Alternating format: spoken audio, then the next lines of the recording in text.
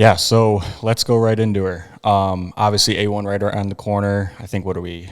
We're like 19 days away or something like that. And you say it every year, but it just seems like this year has got, just crazy competition, 450 class looking stacked as ever. I mean, let's talk about kind of the defending champ, moving over to KTM. What have you seen? What are your expectations? Obviously going from that Honda to KTM, frame difference, everything, different program. What are you expecting out of Chase? Yeah, so Chase Sexton is your defending champion. And I think for him, it's obviously for a lot of guys, it's a big year coming into it. But for Chase, it's pretty big because he has to validate the reason why he changed to KTM. And I don't know if it was a motorcycle thing, more of a reasonings and changes in what his teammate Jet Lawrence and where Honda was going. And then there might be other reasons why he left besides just a motorcycle. Because when I've seen some videos of Chase, and to me, he don't look like Chase. Like, he don't look like Chase. Now, I think the Chase is talented enough that he can ride anything. Like, he could ride the Honda. The last race, in LA, which we didn't talk about it, but he had Jet Lawrence on the ropes until he started making mistakes, and then that allowed Jet Lawrence to capitalize, and then Jet Lawrence raised his level. But for all day, Chase was the guy. And there's been races in outdoors that we talked about multiple times that Chase was the faster person. But when pressure or certain circumstances come up, he struggles. So when I watched Chase in the offseason to see what I see now, and we haven't even got to the race, usually everybody, when you see all the videos, they look the best they ever have during the offseason. So to watch videos and he looks like he's not Chase, it just makes you wonder, he's not going to show up in Anaheim one and be better than what we're looking at right now. He's not going to look better. So if he's struggling now, then usually when you get to the races, everything's worse. Usually guys are comfortable where they are and they look good. So, well, from your experience, when you would switch a team and switch OEMs, do you put extra pressure on yourself because you feel like switching the color of the bike is that ultimate key, or do you feel like, it's less pressure? Well, I think with Chase and even my situation, each time you switch, there's usually for a reason. I think in Chase's standpoint, I believe Honda, I don't know. I don't know if Honda was ever, they were going to move on from him or not, because it was going to be tough. They had Hunter Lawrence coming up, and then you had Jet Lawrence there.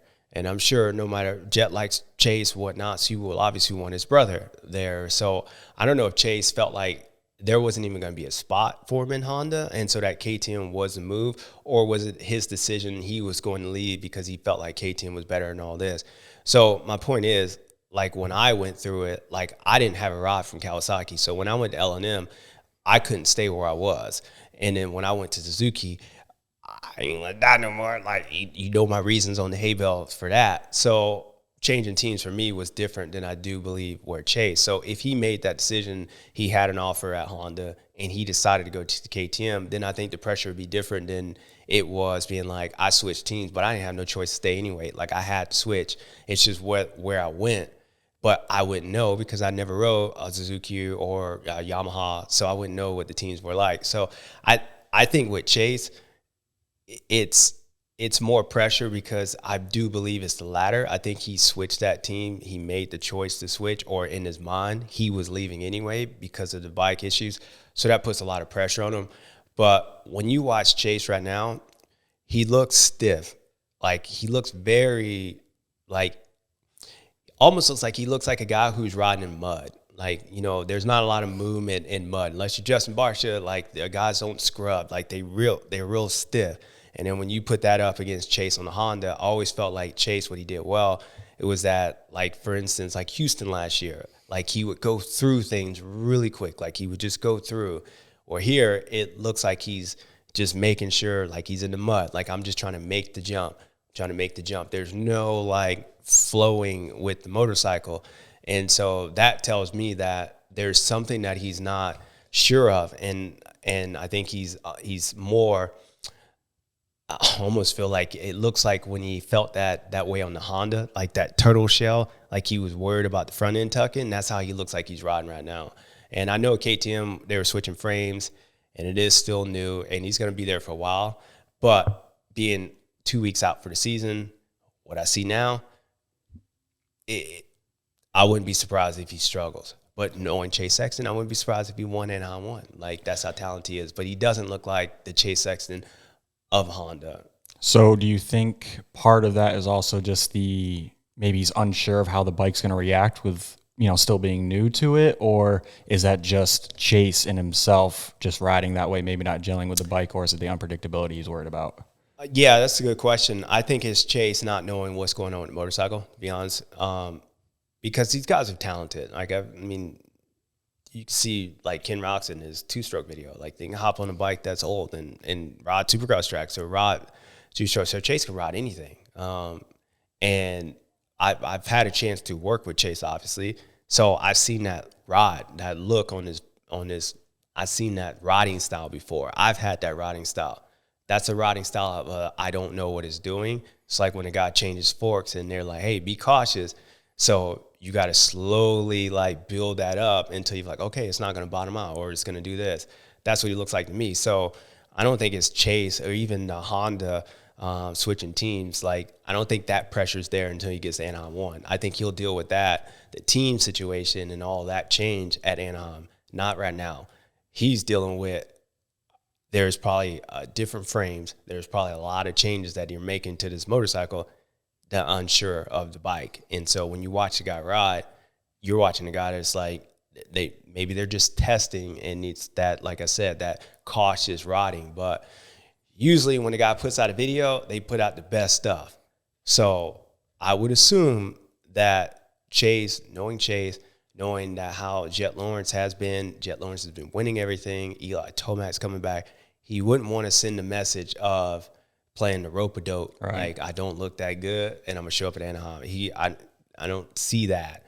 I see him putting out his best foot forward. And he's been pretty vocal in some interviews that I've heard just about why, like, people would ask, why did you leave Honda? And he just basically said, it sounded like he wasn't able to make the changes he wanted to, and that's why KTM was so inviting. They, just have a group of people that are willing to do whatever it takes is his big key word. But then, like, another question would be, walking into A1, obviously he's going to go through the championship ring ceremony. He's got the number 1 plate, red plate. From your experience, how much pressure does that add? Now he's on a new OEM and all that. Like, is it almost overstimulating to have all those things going on and new? No, I don't think Chase believes he's number 1. I don't. I mean, and this ain't a negative, so don't even take this negative. But I just think, like, the way everything happened, how it unfolded Supercross season, he is the champion. I've been that since day one. No matter who's there, he won it, his title. But there's a feeling of, like, am I the best guy? And then, like, he just went through outdoors and he couldn't beat the guy. He couldn't beat the guy that's coming in. Jet Lawrence looks like Jet Lawrence to me. Like, I mean, we'll talk about him in a second. Then you got Hunter Lawrence. Then you got Eli Tomac coming back. You got Cooper Webb. And then you got my brother. There's a lot of talent out there. So when Chase gets that ring, it's going to be emotional for him. And it's something that, like, there's slim few people in the world that's going to be able to achieve what he's doing. But I don't think he sits in that interview and he sits on that thing with that big red number 1 plate that, like, when we saw Eli Tomac show up last year and we saw his videos, that he felt like, I'm the guy and, like, they got to run through me, because from the videos, he don't look like he did last year or this year in 2023, and they were able to beat him then. And Eli was Achilles tendon from winning that title last year, and then he couldn't beat Jet Lawrence at all this year, for the championship outdoors and all that. So when he steps up, I don't think they look at him like that, and I don't think Chase feels that way.